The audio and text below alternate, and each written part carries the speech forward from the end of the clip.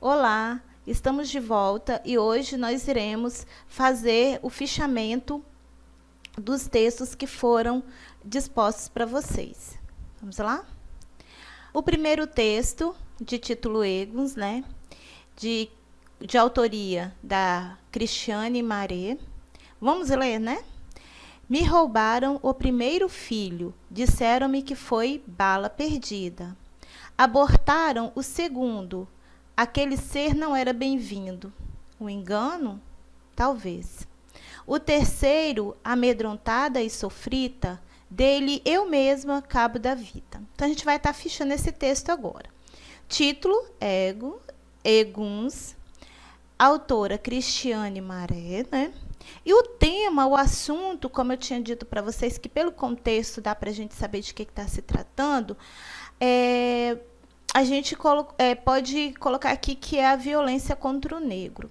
Existem duas formas da gente descobrir isso, mesmo que não esteja totalmente explícito no texto. A primeira é o título, né? Esse termo, esse nome, ele nas religiões de matriz africanas, ele está relacionado à alma das pessoas que já faleceram, que não são mais terrenas, né? Então, por aqui a gente já sabe que é um termo advindo dessas religiões.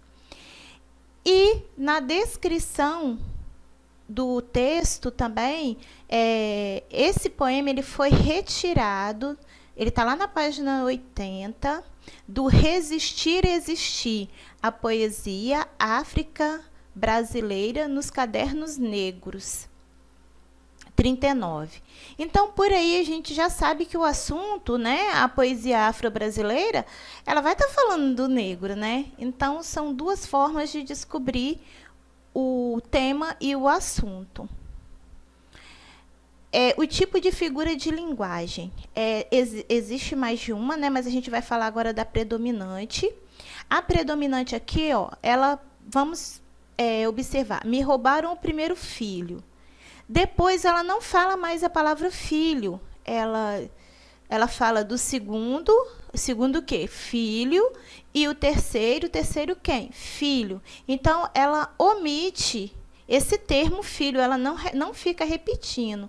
Então, nós temos aí a zeugma, né? Eu não coloquei aqui para causar um pouquinho mais de expectativa, né? Então, a gente está falando aqui da zeugma. E a zeugma é a omissão de termo já citado. Uma vez citado, ela não citou mais. Porém, existem outras figuras de linguagem. Eu marquei uma aqui, ó. Dele, eu mesma cabo da vida. Tem duas marcas, tanto o sublinhado como esse quadradinho aqui, né? Em vermelho.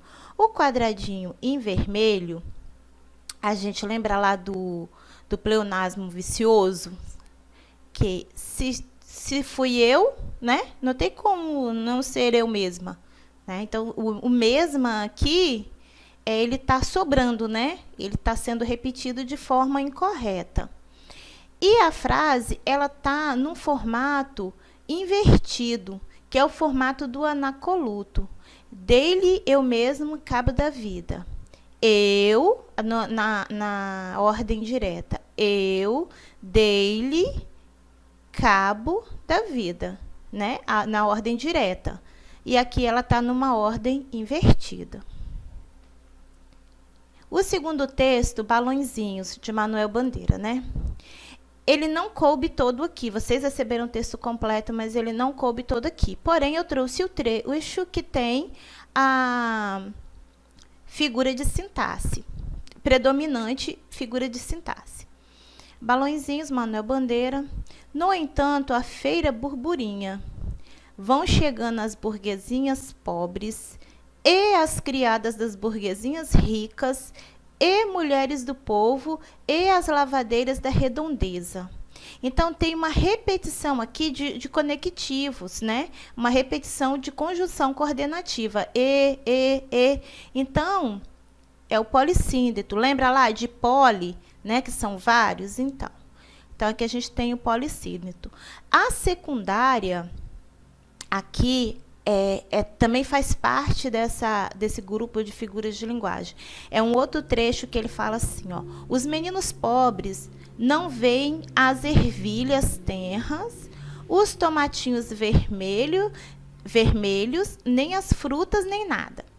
O que nós temos aqui? Fala-se primeiro dos meninos pobres e depois vai dizendo aquilo que eles não estão vendo, que não estão percebendo, não estão notando, porque eles estão de olho nos balõezinhos, né? Aí a gente tem aqui mais uma vez a zeugma, porque ele citou o termo, os meninos pobres não veem, e esse termo não foi mais citado. Não vem as ervilhas tenras, os tomatinhos vermelhos, nem as frutas, nem nada. Então, a gente não tem mais. Então, nós temos aqui na secundária a zeugma. O próximo texto, Vozes Mulheres, de Conceição Evaristo. A voz da minha bisavó ecoou criança nos porões do navio. Ecoou lamentos de uma infância perdida. A voz de minha avó ecoou obediência aos brancos donos de tudo. A voz da minha mãe ecoou baixinho revolta no fundo das cozinhas alheias, debaixo das trouxas roupagens sujas dos brancos. Pelo caminho empoeirado rumo à favela, a minha voz ainda ecoa versos perplexos com rimas de sangue e fome. A voz de minha filha recolhe todas as nossas vozes, recolhe em si as vozes mudas, caladas, engasgadas nas gargantas. A voz de minha filha recolhe em si a fala e o ato. Título do texto, Vozes Mulheres, autor Conceição Evaristo. O tema, assunto, de quem que ele está falando? Está falando aqui das mulheres, porque é bisavó, avó, né, a minha mãe, a minha filha. Então, todos os personagens do poema são femininas, né? São mulheres. Como a bisavó, ela veio de navio, no porão do navio. Quem veio no porão do navio? Foram os negros, né? Os africanos vieram nos porões do navio, né? E sofrendo, né? Todo tipo de atrocidades ali. E assim vai falando todo o poema da questão da mulher negra, né? E a voz da minha filha recolhe em si a fala e o ato. Porque a mulher negra ainda luta, né? Pelo seu empoderamento. Enfim. Figura de linguagem predominante. A figura de linguagem predominante aqui, a gente tem a voz, repetindo sempre no começo das... A gente tem aqui nesse poema, ó, a voz. A cada começo de uma estrofe, está começando com a repetição desse termo, a voz, né? Então, essa repetição no início da frase, né? No início a cada início de estrofe, é a anáfora, né? Repetição de termo no início da frase. São a cada primeira frase da estrofe. E temos também algumas outras figuras de linguagem aqui dentro desse texto. Uma delas foi a que a gente mais marcou aqui, né? Uma estrofe inteira, além de ter a voz, né? A voz de minha filha recolhe todas as nossas vozes, recolhe em si as vozes mudas, caladas, engasgadas nas gargantas. A gente só tem aqui, ó, a voz da minha filha. Depois ela vai falando, ela vai compondo aqui a estrofe sem repetir a voz da minha filha. Então, essa não repetição aqui, a gente tem, né, que é a zeugma de novo. E a gente tem aqui o ecoou, né? Ecoou, com esse O a mais aqui, né? 2 Os. E o U no final, né? Ecoou, que dá de eco. E essa sonoridade de eco, essa tentativa de colocar na escrita o som, como que é o som, né? E principalmente aqui no poema, nós chamamos de onomatopeia, né? Que é a imitação dos sons das coisas, a imitação do som do eco, né? Ecoou. Então, a gente também pode colocar aqui na figura de linguagem secundária a onomatopeia. O próximo, saudação a Palmares. O título já nos dá uma dica, né, de qual é o assunto, né? O autor é Castro Alves, também já dá uma dica de qual é o assunto. E o tema, ele está exaltando a resistência negra no Quilombo de Palmares, né? Ele está exaltando os guerreiros que estão lá, as pessoas que estão lutando, né, pela liberdade. Na verdade, estão lutando contra um estado de escravidão. Vocês receberam o texto com mais estrofes, porém não couberam todas aqui. Então, eu trouxe o pedaço que tem a figura de linguagem predominante. A figura de linguagem predominante aqui é o hipérbato, né? Nessa parte aqui, verde serra, onde os palmares, como indianos cocares, no azul dos columbizares, desfraldam-se em mole afar. Tá acontecendo aqui uma inversão da ordem direta. Então, nessa inversão aqui, a gente tem como figura de linguagem predominante, o hipérbato. Porém, eu trouxe um dos trechos que também tem uma outra figura de linguagem. Ó. Salve, país do bandido. Salve, pátria do jaguar. Esse salve, país do bandido. Salve, pátria do jaguar, né? Salve, salve. A repetição do termo no início das frases é a anáfora. Lembra lá da charge do médico e do paciente, né? Que no hospital falta leito, falta médico, falta medicamento, falta verba, ou seja, falta tudo. Então, lembrando lá daquela charge, aqui também, ó, salve, salve, é a repetição de termos. Bom, e assim nós finalizamos essa parte do fichamento dos textos. Espero que vocês consigam, a partir de agora, fazer esse fichamentozinho para poder conseguir entender de que está falando, como está falando e qual figura de linguagem. Eu acredito que dessa forma fica melhor para identificar a figura de linguagem.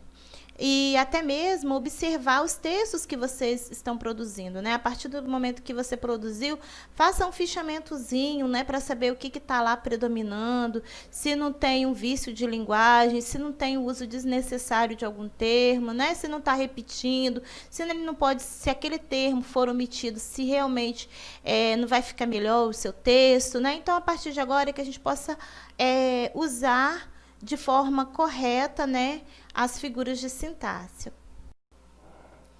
Então, no nosso fichamento ficou claro qual é o assunto tratado nos textos, né? Eu acredito que todos perceberam que a gente está falando do negro, do sofrimento negro, da luta do negro. Então, é sobre isso que nós iremos tratar na nossa roda de conversa na próxima aula. O que eu peço para vocês? Que, além dos textos, né, que a gente fez o fichamento, que vocês façam uma pesquisa, uma busca, né? Podem procurar na internet, sobre a história do tráfico negreiro, a luta do negro, né, pela liberdade, a mulher escrava, o papel da mulher escrava, como que funcionava isso no período, né? A exclusão social do negro, mesmo depois da Lei Áurea, né? Aliás, a partir daí o negro foi mesmo abandonado, né? Já vivia uma situação de miséria e a partir da Lei Áurea ele foi enxotado da sociedade. Então, busquem saber sobre isso. O direito à educação para o negro, como que isso aconteceu, a partir de quando e até quando o negro ficou sem ter direito a esse acesso, né, à educação. O mercado de trabalho para o negro, como que funcionou e funciona isso, né, até nos dias atuais.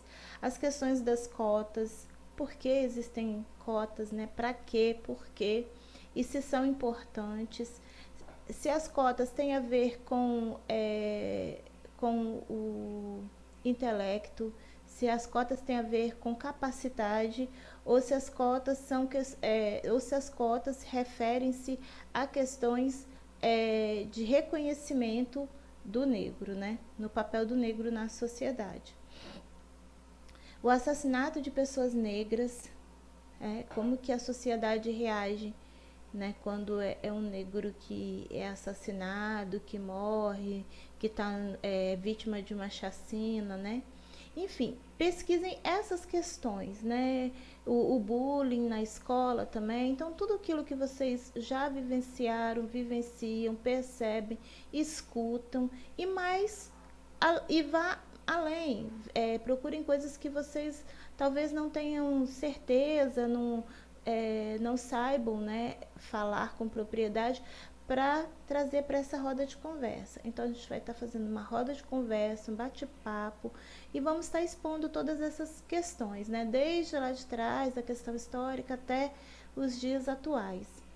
Enfim, então é isso. Eu espero vocês para a roda de conversa. Espero que seja um bate-papo muito proveitoso, né, que nós estaremos fazendo, e de suma importância no momento. Sempre foi importante, mas agora, né, nós vivenciamos aí em plena pandemia, pessoas indo às ruas, né, passando por cima das questões de prevenção ao contágio do vírus, porque algo mais sério, mais importante, até mesmo vital, porque tem a vida envolvida aí, né, a questão do preconceito, né, das vítimas de assassinato, né, que aconteceram tanto fora como dentro do Brasil. Enfim, então esse é o nosso assunto para a próxima aula. Espero vocês.